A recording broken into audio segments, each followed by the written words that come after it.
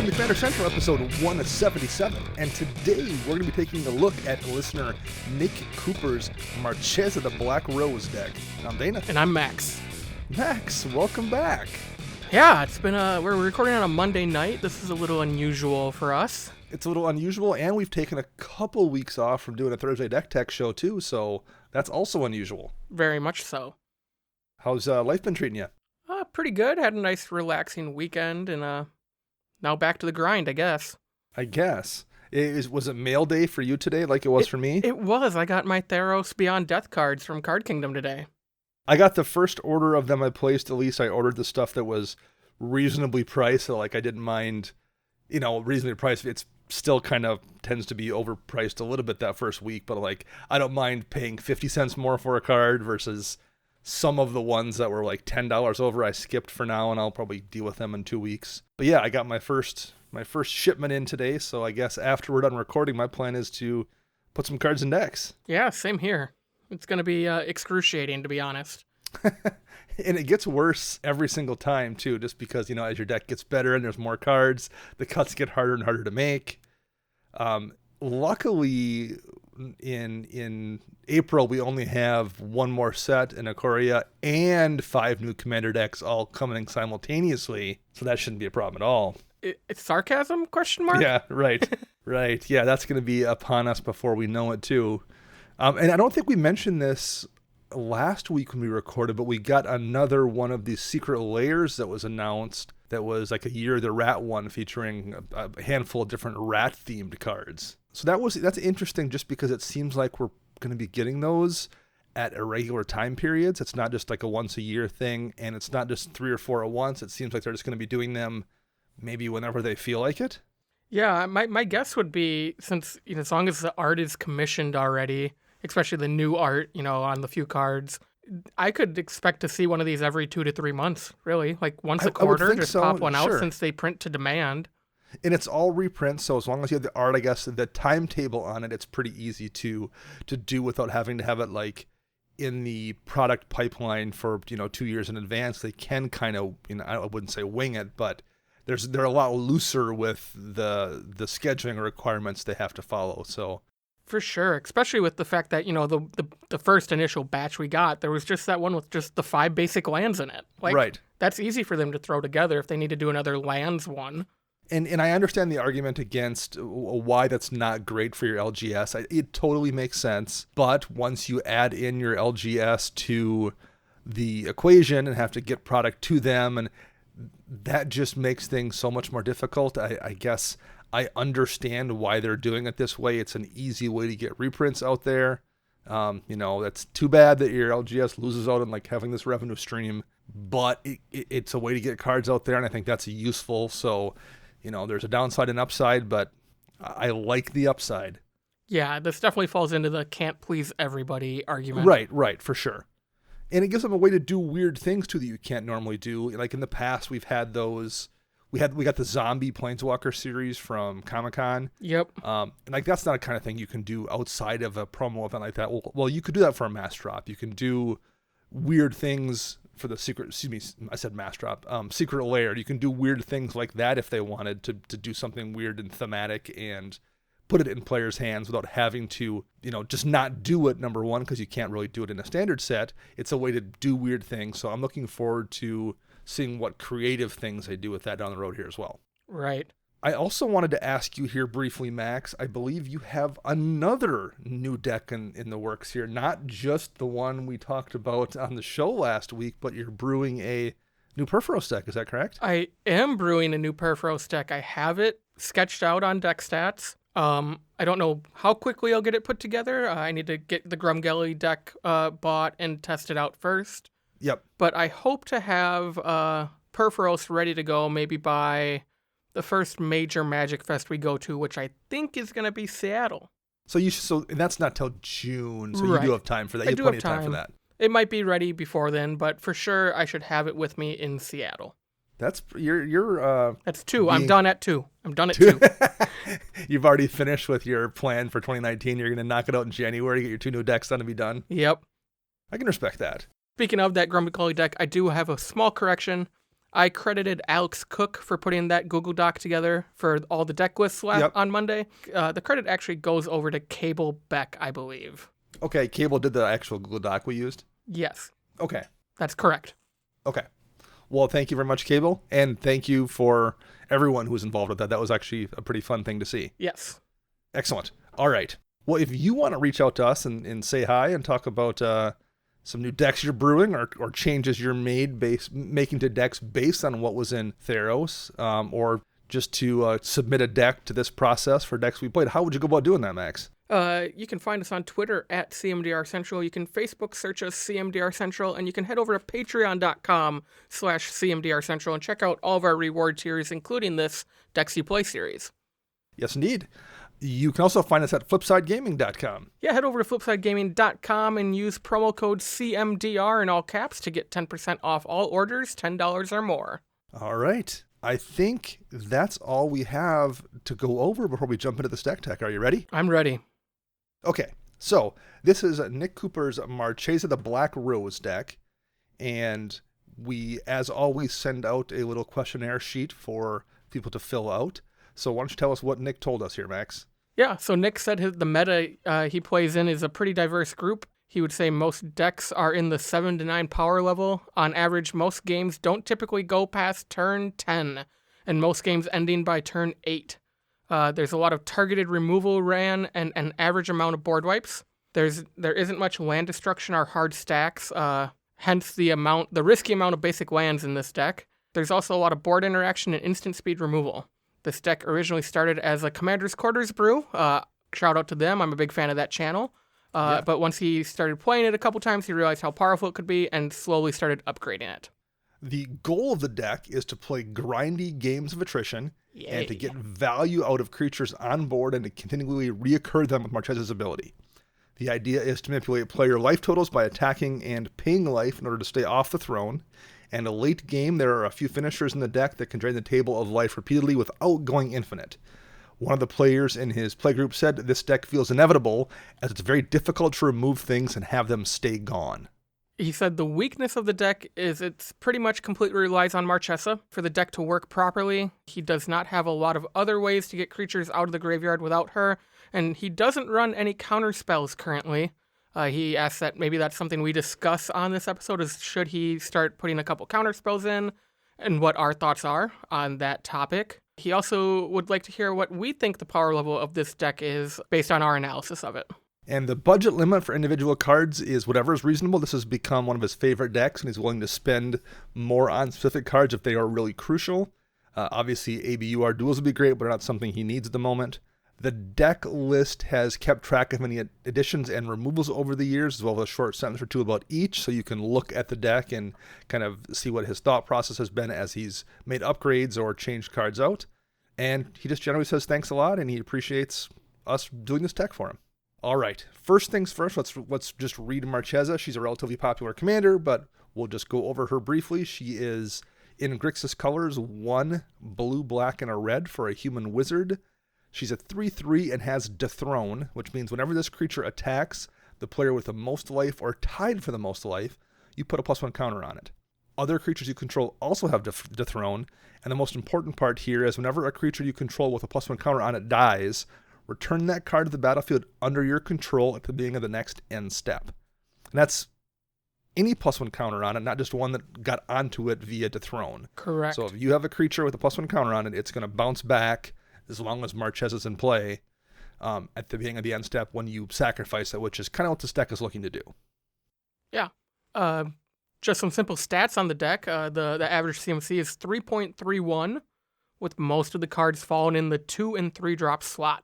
Now Marchesa's kind of tricky just because the optimal build here is probably something that's fairly stacksy because you're going to be sacrificing things a lot. So then like the tendency to run Dictate and Grave Pact kind of effects, and it's pretty easy to soft lock people because of that. It also probably wants to steal stuff very frequently because the ability on Marchesa works on other players' creatures as well. And when they die, they come to the battlefield under your control at the beginning of the next end step if they have a counter on it. So if you can take something, put a counter on it, sacrifice it, it comes back under your control then at that point. So those are very powerful things, but they also maybe tend to draw hate from people you're going against. So that gets kind of tricky. And I think it's a bit like your Brago deck, Max, in that it can wind up being a little dirtily too, where you're just generating value, but maybe don't have a real super clear win condition. Yeah. Is that something that you think you would agree with? I would definitely agree with that. We have a couple Marchesa Black Rose decks in our LGS here at D20, and that definitely is the thing. The soft locks can happen. They become kind of dirtily with the repeated process of in and out of the graveyard, and if you throw any like ETB triggers or leave the battlefield triggers on top of that, it kind of does become dirtily, but you get through it, or you try to figure out a way to speed up the process. Yes. And I would say power level wise, this deck looks very similar, I would say, to the two that we see frequently. Yeah, I would definitely agree. It's not something that I don't think I would call this deck inevitable. Yeah, I mean, Marchesa's annoying in that like you very can frequently find yourself in a position where you're like, okay, I can remove one thing right now, but it's not going to solve our problem because it's going to come back immediately. That's a thing that can happen where it feels like you need multiple spells in hand to deal with a thing, and then it's just going to get recast anyway. So that part is a little bit frustrating sometimes, but it's not unstoppable by any means, I don't think. Yep, I would totally agree with that. One nice bit of resilience that I've always noticed in Marchesa decks, they tend to run so many sacrifice outlets that like one of the best ways to deal with decks like that that are kind of that rock rolling downhill like your Brago deck is to hit the commander with something like a Darksteel mutation. So it can't just get recast, so the player has to find a way to remove the mutation first. Well, that's kind of a baked in thing here in this deck. You have so many sack outlets, odds are you can just sacrifice Marchesa to recast her. So there's a little bit of resilience there, which is kind of nice, and also removes one way for people to deal with her. But she can be dealt with, so we'll kind of maybe address that as we dig into it here a little bit. First things first, Max, what do you think of the land base?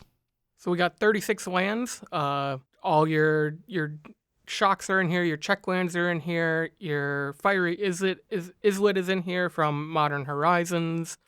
There's a big ancient tomb for a nice mana burst early on. Phyrexian Tower, one of those sack outlets we were talking about. An Urborg. I like that there's no Cabal coffers. Yes, 3 covers, it's just so difficult to get the mana out of it, even with an Urborg. Yeah. Strip mine to deal with the problem. I'm always a fan of that. I tend to want to see at least 2 land removal lands in a deck. But there is. I guess there's a Ghost Quarter, so that kind of takes care of that. This is a really good land base, I think, for this kind of deck. Yeah. My only kind of suggestions would be, since Marchesa cares about you having a low life total, add City of Brass, because even if you have your Chromatic Lantern out, you still get dinged for the life. It's one more way. Number one, it makes all 3 colors, but you want to be at lower life than everybody else, and it's just one more way that you can tweak that knob if you need to lower yourself down just a little bit. My other suggestion would be like Hall of the Bandit Lord. You have a lot of big creatures in this deck that you want to be attacking. Yep. So paying 3 life lowers your life total, so it keeps you off the throne. Gives something haste, and there's some other creatures in this deck that care about life loss during your turn. So it would all kind of flow together. It also flows together with the problem of Marchesa being really reliant, the deck relying on Marchesa to do its thing.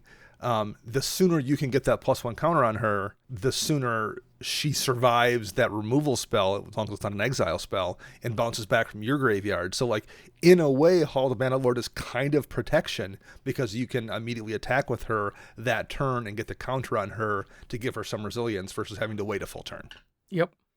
That would be one I would definitely add. If I was going to add that, the slots I would probably use, because there's a lot of colored mana in here. I think he's perfectly fine in terms of his color fixing.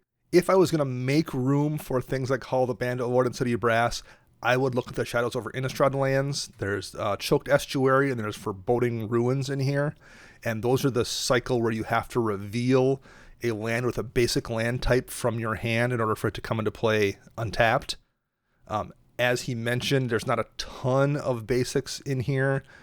Yes, there's the shock lands, and I guess that will work, but I feel like there's just enough situations where they're going to wind up coming into play tapped, which isn't great.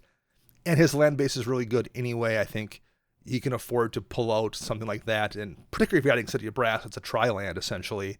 I think you could add Hall of Mana Lord pretty easily, and City of Brass, and I would probably pull those two. Anything else there, Max? No, I like this. I like I think the spotlight here would be Forge of Heroes from the Commander set last year. You can bring Marchesa in with the counter already, so that's nice. Yep. The only other one that would do something similar would be Opal Palace. You could also use for a land that gives you a way to put a counter on something right away too, and it does make colored mana, so that would probably be useful as well in a Marchesa deck. Again, it gives her some resilience, it gives your creatures some resilience. But yeah, Forge of Heroes is a good call in this kind of deck. It's not a card you see a lot of, but it seems like it's kind of tailor-made for Marchesa. Yeah. So let's take a look at, say, the enchantments right now. Awesome. So there are 8 enchantments. There's Dictator Erebos and Grave Pact, the two kind of soft lock combos right there.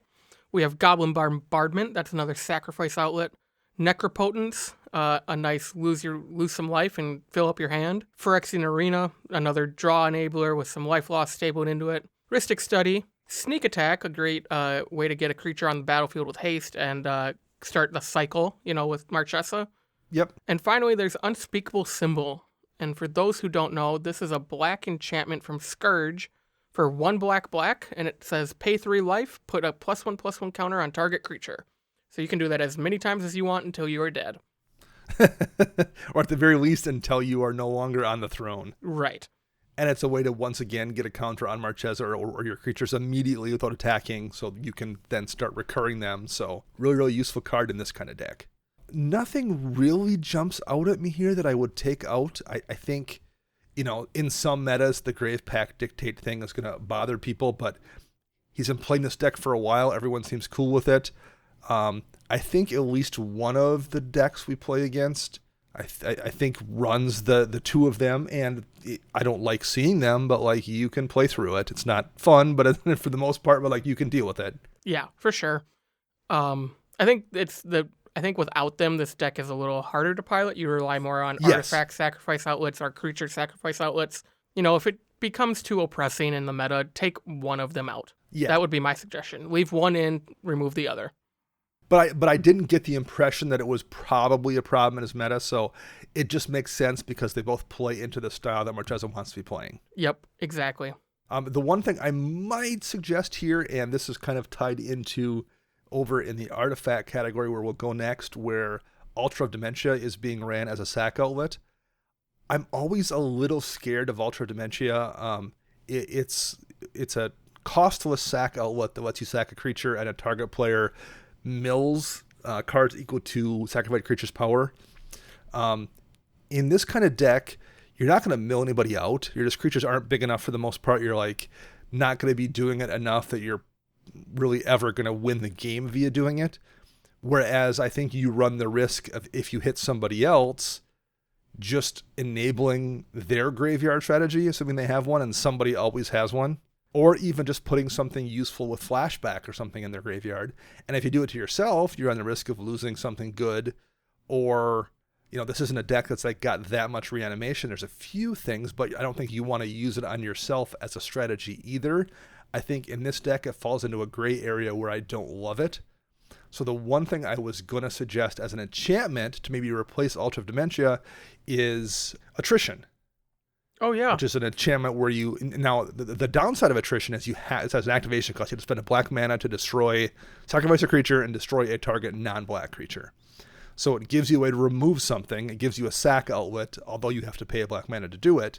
I think that would do more work than Altar of Dementia, particularly because I don't think this is the kind of deck where you're probably going to be sacrificing 10 creatures a turn very often.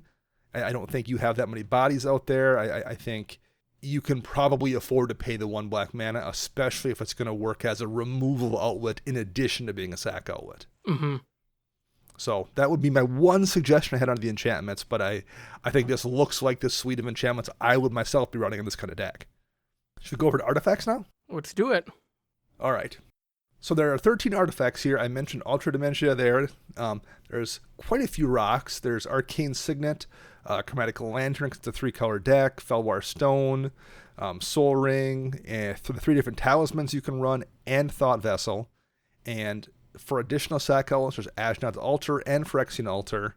There's a Spawning Pit, and there is a card called Scroll of Fate, which was, I think, in the Sultai deck last year, the Commander deck. That is correct. It's 3 mana, and you can manifest a card from your hand if you tap it. So any thoughts on the artifacts here? This is the rock suite I would look at. Your signets, your talismans, the Fellar Stone. This all looks great. Yep. I had to look into the Scroll of Fate, and I actually learned something that if the manifested card has the counter on it and it goes to your graveyard, and that was actually a creature, that's a creature going to the graveyard. So if it is a creature on the other side, you can bring that back, flipped back over. Yes. So essentially it winds up being a way to kind of like, it's a version of sneak attack. I guess to a degree you're going to play something for cheap that you're then planning on sacrificing to one of your sack outlets when there's a counter on it to bring it back with Marchesa. I still think that's a lot of hoops to jump through, though. What do you think? I think it is a lot of hoops to jump through for the point, especially with there's not a lot of top deck manipulation in this list. If there was a top or like a Mystic Forge or like a Viscera Seer where you're doing a lot of scrying to set that up, I love it. But yes, not a lot of that is going on. So my recommendation instead of Scroll of Fate would be to play Desecrated Tomb.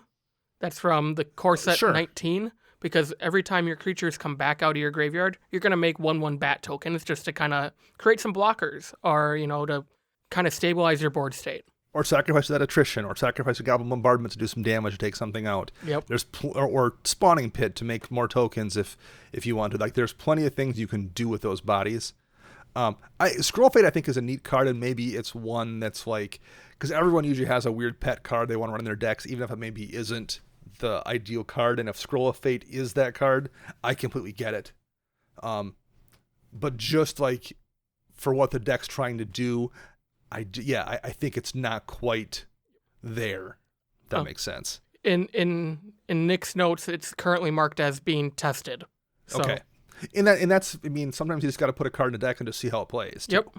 So I get that. This is super boring to suggest as an artifact. Okay. Lightning Greaves solves so many problems. It's in 160 billion decks on EDH Rec, but there's a reason it's in 160 gazillion decks. It's just a great card. It's almost a perfect piece of protection for a commander, especially in this kind of deck where you're not really going to be targeting Marchesa aside from maybe Unspeakable Symbol. For the most part, you're not worried about like trying to re-equip Greaves or re-equip swords onto her or something and then having the Lightning Greaves be in the way. I would really probably try to find a spot for Greaves. It's going to do a couple things. It's going to protect her. It's going to let you get that counter on her right away. It's going to let you get that counter on one of your other creatures right away by letting them attack immediately and let you start doing the things you want to be doing faster. So I would definitely try to find a slot for Greaves here, and I feel like if the Scroll of Fate didn't work out, that's where I would probably put Greaves in. As boring of a suggestion as it is for me to make, I just think it would work really good in this deck. I definitely agree with that. Or Swiftfoot Boots, if you want to go kind of more off the hidden path, the Ring of Evos Isle from core set 15, I think, or 13. It's an equipment. It's 2 to cast, 1 to equip, but it has, at the beginning of your upkeep, put a +1/+1 counter on equipped creature if it's blue. And it also has pay 2, equipped creature gains hexproof until end of turn. So if you don't need the static protection of hexproof or shroud, you at least get that counter on it, at your next upkeep. And this is a cycle. There's one for every color. There's a black one and a red one. Just something that's maybe less played and might be kind of cool to see in action. Yeah, if you want to be a little hipster, that kind of thing is a perfectly valid option as well, for sure. So there's only a couple instants here, and this is probably a good time to talk about counter spells. The 3 instants in the deck, there's a Chaos Warp that just solves any problem, Cyclonic Rift, because it's Cyclonic Rift, and Fire Covenant, which I'll here read. It's an old instant card from, I think that would be Ice Age. Yep. And it is a black, a red, and a colorless, so 3 mana. Fire Covenant deals X damage divided any way you choose among any number of target creatures where X is equal to the amount of life you paid. And effects that prevent or redirect damage can't be used to counter that loss of life. So you spend 3 mana and you can pay 10 life and deal 3 to that thing and 4 to that thing and then 2 to that thing and 1 to that thing. This is an amazing card in this particular deck, I think. Oh, totally. It's a really cool card. First time I've actually ever seen it, I think. So I've seen it before, but I've never seen it cast, and I guess the fact that it works very well in Marchesa never really occurred to me till I saw it here. So that's just a great include in general. What are your thoughts on a counter spell package here? Because obviously they would be instants if we added them. And he asked the question, do you think it's worth finding room? I 100% do. Okay. Especially when your deck revolves around your commander, and maybe not wanting to add Swiftfoot Boots or Lightning Greaves or anything. It's a way to protect it, especially with the amount of targeted removal it sounds like that's in his meta. It's very interactive. Adding 2 or 3 counter spells I don't think is going to take anything away from this deck. You don't want the expensive ones like a Mystic Confluence or something like that, but Arcane Denial or Swan Song or Negate, those are all 1 and 2 mana counter spells that are going to solve the problem when you need it to be solved. Otherwise, you just leave it up. You have to worry about leaving 1 blue up the entire time. That's not a big deal. Yeah, especially in this deck, you definitely don't want to go with the expensive ones. You don't want to go with ones that cost multiple blue. 3-color deck that gets tricky. This isn't a deck that probably wants to float a lot of mana because you don't have a lot of other outlets for your mana if you don't spend it. So you don't want to I'm going to leave 4 mana up for this rewind and hope that, I can utilize it on something. You want to not be wasteful. Swan Song is perfect. It's because, I would guess 90% of the time you're just going to want to be countering things that are targeting Marchesa. Usually someone's instant speed removal spell. Yeah, Negate's great for the same reason, and I agree Arcane Denial as well, maybe even Delay. I think the deck probably functions just fine without a counterspell suite, but I agree if you're not going to run something like Greaves, it probably isn't a bad idea to have a couple in here, for sure. Yeah, I think it just comes down to as the deck evolves, as the meta evolves, if you find out that you can't get Marchesa to stick no matter what, just swap out some stuff and put in 1 or 2 counter spells. You're not always going to see them, but at least they're there. Yes. And, this deck does have tutors, and you might find yourself in that position where I'm going to Diabolic Intent right now, and I'm just going to go get a Swan Song so I can guarantee I can keep Marchesa out these next 2 turns to kill somebody. Yep. So that there's way worse things to go for with a tutor than a counter spell sometimes if it's going to protect your board state. I don't have any specific removes as well, but I kind of agree if you want to pull that Scroll of Fate and not run Greaves and put a couple counter spells in, I think that's not a bad play. I think there's a few other cards we'll look at here, maybe under the sorcery heading that you could pull as well. So I think I would find room, I agree. I think 3 would be the magic number. I don't think you want to run 6, but I think 3 seems reasonable. Gotcha. All right, let's look at the sorceries here. Yeah, so we have 11 sorceries. We have Blasphemous Act, Damnation, Demonic Tutor, Diabolic Intent, Drawn from Dreams, Living Death, Notion Rain, Reanimate, Toxic Deluge, Vandal Blast, and Wheel of Fortune. So a couple of board wipes, Blasphemous Act and Damnation, everyone knows, and they're fantastic cards. Living Death gives you some synergy with the stuff you're putting in the graveyard that has ETBs. You have a couple draw spells and Notion Rain and Wheel of Fortune, some nice Artifact Sweeper and Vandal Blast, a couple tutors, Drawn from Dreams as a draw spell. Any of these jump out at you that you want to talk about? I do not like Drawn from Dreams or Wheel of Fortune in this deck. I don't dislike Drawn from Dreams. It's 4 mana, 2 blue. Look at the top 7 cards of your library and put 2 of them into your hand and the rest in the bottom in a random order. So you're taking the best 2 of 7. I don't not like it, but I don't know if I like it either. So just reading Nick's notes here, it was in the testing phase for quite a while, but every time he drew it and cast it, he was extremely happy. It takes to find a draw, sack, outlet, removal, or whatever he's looking for at the time. I mean, 7 cards is a lot. Sure. Yeah. I guess I think there's just better draw in blue or black even. Well, I just kept thinking man, yes, you can dig down 7 deep and take the best 2, but I felt like pretty often Mull Drifter's just going to draw you 7 cards in 2 turns in this kind of deck too, and you're just going to get all of them. Particularly, if you can throw a counter on it with Unspeakable Symbol or a couple of the other things, give it haste and get a counter on it right away and sacrifice and have it come back, and now you've drawn 2 more. I think there's a lot of ways to abuse like a Muldrifter in this deck. So that's the kind of thing I just kept thinking. Every time I looked at Draw of Dreams looking at this deck, I just kept thinking, that's a decent card, and I feel like I would rather just run Muldrifter. Yeah. What are your thoughts on Wheel of Fortune in this deck, Dana? Wheel of Fortune's a great card. I don't know if this is the deck for it. I don't know if there's enough reanimation where you want to put 7 things or put things from your hand into your graveyard. So I think there's not really an advantage there. And I think if this is a deck where you're kind of getting ahead of people and they're trying to remove Marchesa, you're just giving them 21 chances to do that when you let your opponents draw 7 cards each. So I feel like if you're ahead, you don't want to cast it. And if you're behind often enough that you are casting it, I don't know if it helps you that much and you risk giving someone else the gas and need to pull even further ahead. I just don't know if this is the right deck for it. I think it's an amazing card in situations where all the things it does benefit you. Like, for example, a Alesha deck where you want stuff in your graveyard. I think it's much better there.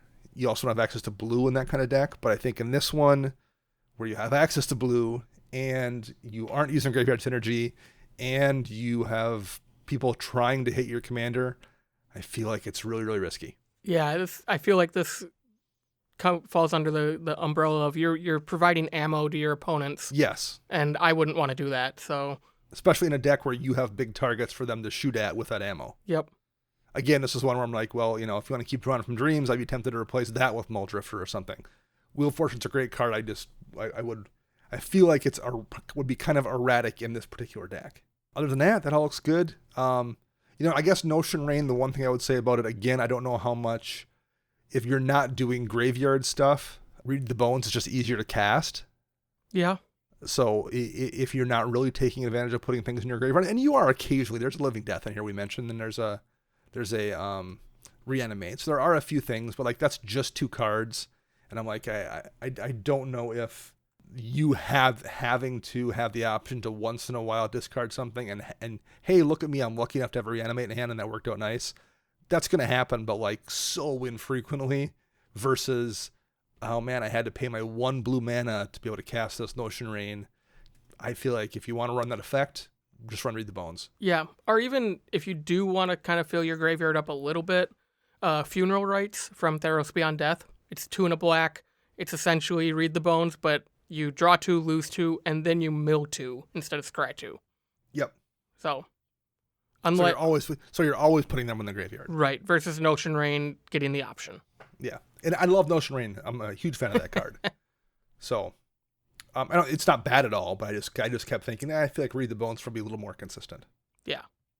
All right, what are we looking at next here? Are we all the way over to creatures at this point? I think we're on to the last final part would be creatures, yeah. All right, so we'll start off with an Archaeomancer. Enters battlefield, return target instant or sorcery card from your graveyard to your hand. So that's going to be a way to repeatedly bring something back because you're going to loop it with Marchesa and cast a thing. And Baleful Strix is just a great piece of value. 2 mana for a Flying Death Touch 1/1 that when it ETBs, you draw a card. And I hate seeing that in Marchesa decks because it's just going to generate value all game long. Blood Tracker, and it's a sack outlet. What is it? It's a sack outlet. You can pay 2 life and put a counter on it, so you can do the things you want to do in Marchesa. You can get off the throne, and you can put a counter on it so it comes back. And when it leaves the battlefield, you draw a card. So that's, you draw. It's made for Marchesa. You draw a card for each counter. For each counter. Yeah, for each counter. That's a good card. Yeah, perfect for that deck. A Carrion Feeder, which is a 1-drop, and it's a sacrifice outlet. Sacrifice a creature, put a counter on it. Again, it's doing the things you want to do. It gets a counter, and it's a sack outlet right there. No cost to activate. Dockside Distortionist, another card that feels like it was made for Marchesa to a degree. So that's a good piece of ramp, and you can start putting counters on it, bringing it back, getting more and more treasure every time. It's perfect. Draina, Liberator of Malkir, and Flare of the Hatebound, both just generate value. Draina puts counters on things when she deals combat damage. She's got flying, she's got evasion. Flare the Hatebound has Undying, so it's going to come back with a counter on it after it dies, and it's going to deal damage equal to its power to target creature or player, so it's a removal spell, basically, that you can bring back with Marchesa if you have a sack outlet. The only counter spell in this deck isn't a counter spell, really. It's Glenalandra Archmage, sacrifice it for 1 blue and counter target non-creature spell. And Glenalandra Archmage is always a nightmare to see come down in Marchesa decks. Yeah, it is. Ooh. And it's same thing in your Brago deck, functionally. I mean, instead of coming back and you removing the persist counter with Marchesa's the Throne ability, you remove it by blinking it with Brago. But functionally same thing, and it's super, super difficult to deal with. The Grey Merchant of Asphodel, just a way to loop a really great creature, and plenty of times, if you can drop that and then get a counter on it and sack it and bring it back, you're probably just ending the game. Yeah. Grieven, sacrifice outlet, and has some draw built in here, so it's all right there on 1 body. Grim Haruspex is a way to draw cards when you sacrifice a creature, non-token creature. Grimgrin has a sack outlet built in and is a big beater. Herald of Secret Streams, creatures you control with +1 counters on them can't be blocked, so it's a way to poke through damage and take advantage of the counters. Kukushko is another Grey Merchant kind of effect that you're going to loop and probably win the game. Krav is a sack outlet that Max is a big fan of, and it's going to gain you some life. And draw cards, I believe, correct? Yes. Metallic Mimic is one that I'll quickly read here. 2 mana. When ETBs, you choose a creature type, and it's also the chosen type. Each other creature you control of the chosen type enters with an additional +1 counter on it. So I would guess pretty frequently that's just set to wizards, so Marchesa comes in play with a counter. Yeah, that was my guess too. Or you just set your play up where you cast this knowing you're going to cast, Kukushko next. Yep. So you just say dragon or spirit or whatever it is, So it already comes in with that +1/+1 counter on it. I think it's more of a utility play than a static. Guess, sure. I'm always going to name wizards or vampires. Yeah, you have some flexibility based on what you have in your hand to really get around to make it work really nicely in this deck. Midnight Reaper, whenever another non-token creature you control dies, it deals damage to you and you draw a card. So it's a draw outlet. It's going to reward you for what you're already doing.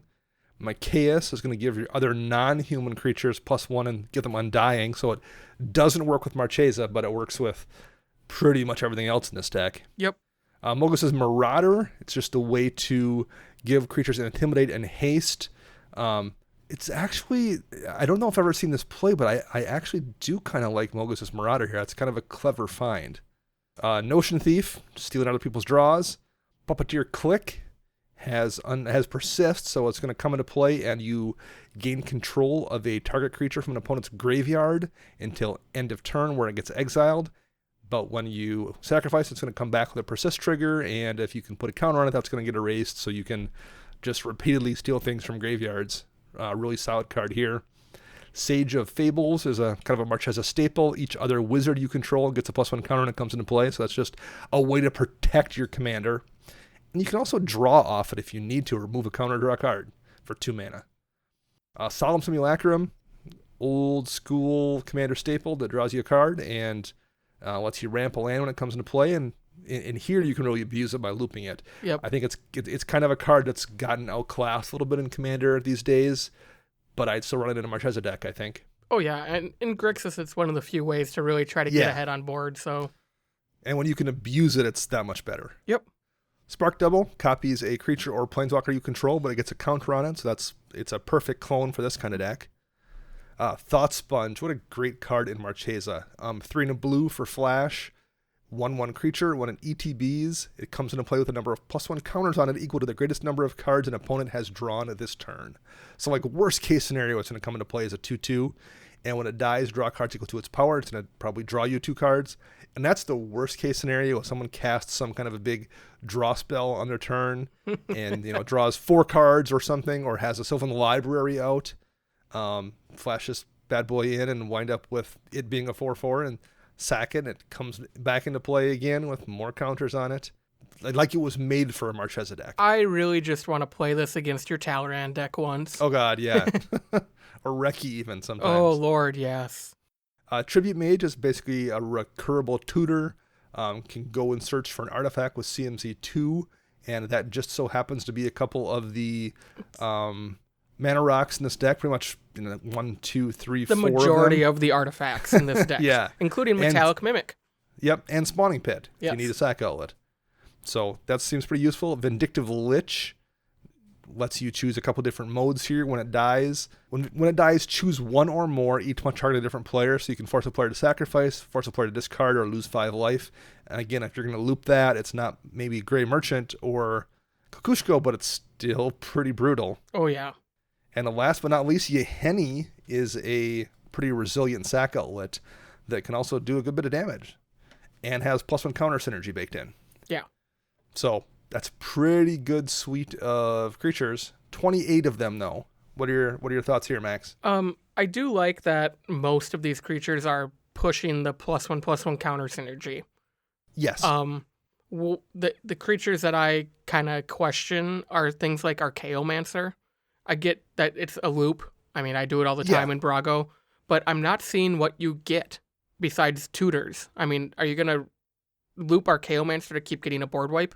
Right. I think if there were more targeted removal spells in this deck, like a Bedevil or a Terminate, or a Hero's Downfall, I could be more on board with Archaeomancer in this deck.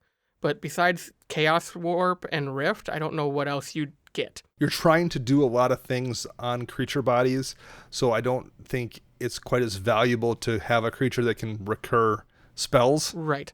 Again, if you add a couple counter spells, that might be different. Yeah.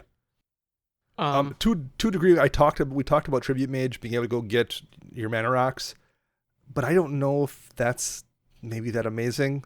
I mean, okay, so you ideally cast it on turn 3 and go grab a rock, and then cast Marchesa on turn 4 and attack with Tribute Mage and put a counter on it, and then you're able to then sacrifice it to something and go get a second rock, and that will sometimes happen, and that's fairly useful.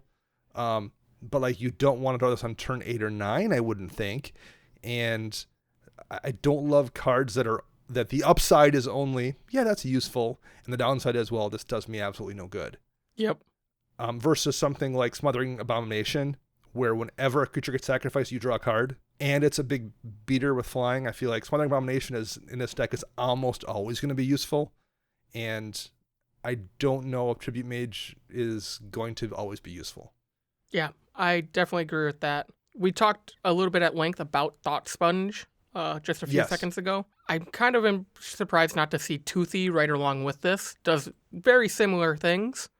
Well, I have a note here about the same thing, Thought Sponge, saying I'd be tempted to run Toothy and Chasm Skulker. Yes.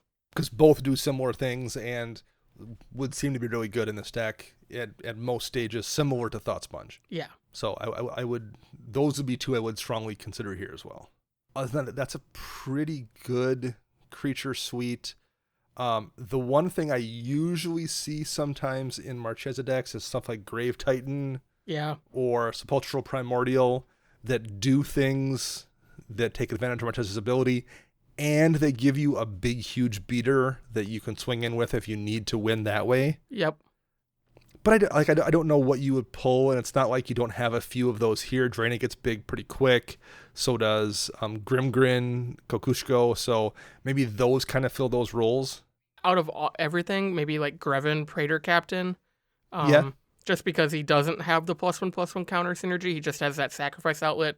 Yep. And if you don't have a lot of ways to lose life at that time, you're stuck with maybe a 5/5 or a 7/7, whatever. And there are a few ways, like he's right on the border. I can see how there's probably plenty of games where he does a lot of work too. So I get why he's there. This is Marchesa is so tricky. The big problem with Marchesa decks is you're trying to accomplish so many things. You need to have ways to put counters on things, or you need to have creatures that have ways to get counters on their own, so you're not reliant on your commander to do all that work. You need to have a certain amount of sack outlets, a certain amount of the removal spells on top of all of that. Like there's a lot of spaces this deck is demanding in the 100 cards, and it gets tough to balance those things out, I think. I definitely agree with that. Any creatures that you really kind of like to see here that you're like, oh man, that's a really cool include, and I like it. So since we're really leaning into that +1/+1 counter theme, Blood Tracker is huge. I really like this card. Yes. Especially because it seems to be new. It was probably from last year's Commander decks. It's really easy to kind of overlook those cards, because if you look at Blood Tracker, you're like, oh, that's a decent that's a decent commander card, but unless you're doing a real specific thing, it's not very helpful to you. I probably am not going to want to run that in like a vampire deck, in like an Edgar Markov deck or something. Because you're like, I don't want to spend 4 mana, and there's other things I can be doing with my time, but sometimes you find those cards too that are easy to look over just generically for other decks, and you find like the perfect deck where it works well, and this is a perfect deck for it. Yeah. The other one would be Spark Double. You talked a little about that earlier. Yeah. The fact that it removes the legendary from the creature, so you could clone Marchesa and do double dethrone triggers. Yep. That right there is awesome. So I really like the inclusion of Spark Double. I wasn't a big fan of it in my Brago deck, but that doesn't do what this deck is trying to do. Right. So Yep, that's a good one too. And I always like seeing Yahenni show up. Yeah. Haste on a 2/2 body, it's only 3 mana to cast it. Whenever a creature an opponent controls dies, you put a +1 counter on Yahenni. Tends to survive through board wipes. Gets its own counter pretty easily. It's a sack outlet. It does a lot of things you want to do there. I'm a fan of the card just in general. But I like to see it included here as well. So, and I mentioned Mogus's Marauders, and I'll quick read what that does. When it enters the battlefield, up to X target creatures each gain Intimidate and Haste until end of turn, where X is your devotion to black. The Haste is really, really useful, and the Intimidate isn't nothing either in a deck where you want to be swinging in and trying to make sure you can swing at the person who's on the throne so you can get those counters. And then you can blink it with the Marchesa Sacrifice ability to reset it every turn. I like that here quite a bit as well, and that's probably an easy card to not pay attention to because it's not one that sees much play. It's from the original Theros set years ago. It's an uncommon, so it's not like it's a splashy, like high-profile card or something. That's an easy one to forget it even exists, and this is a good deck for it. Any final thoughts here at all? So we talked a little bit about ways to protect the commander. We discussed the counterspell suite thing. Anything else you want to talk about here briefly? No, I just, I want to touch on the fact about what we would think about this deck if we had to play against it. Like we kind of said at the beginning of the show, I don't see this being too oppressive or inevitable. No. It just, I always say this about the Marchesa decks I've played against, is they make me play very good Magic.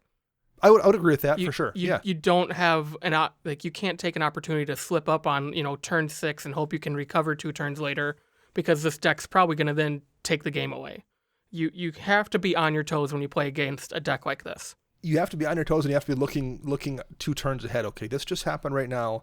What's this player going to do 2 turns now? What does this mean for the game state? And do I have to address it now, or can I wait? It makes you really kind of look at the long-term game. I usually actually enjoy playing against Marchesa decks, even if they're kind of frustrating to solve. And power level-wise, this would fit in, as we said, just fine where we play. This is exactly on par with most of the decks we see in our shop. Yeah. So I think his evaluation, what did he say? It was in a 7 to... He said he thought it was about an 8. Yeah. Is that what he said for power? Correct. 7, yeah. That seems right to me. I think it's relatively tuned. It's going to get beat up by a CEDH deck, but you're probably going to crush precons too. There's a lot of synergy going on here. There's a lot of useful cards that work really well in the deck. I think that power evaluation is correct, and I like the deck. Yeah, same here. Great deck. All right, we will be back on Monday with Chris back in the fold, assuming he's recovered from his bout of the flu. I believe he has. We talked to him today. I hope so. And we're going to do the Rifties for 2019. Yes, sir. Talk about our favorite cards from the year. We were a little bit late this year just because we had first him being injured and then him being sick and some guests on, but we had some requests, so we're going to take care of that on Monday. All right. You can find me on the Twitter birds at Dana Roach. You can find my good friend Max at CMDRCentral_Max. And you can find our good friend Chris at WiseSquishy1. Our show is edited by Rafael Garcia. You can find him on Twitter at Ursa Bearwalker. Our podcast theme is Retro Future Dirty by Kevin MacLeod. That's licensed via Creative Commons. And we'll be back on Monday with that Rifty show. Until then, I am Dana. And I'm Max.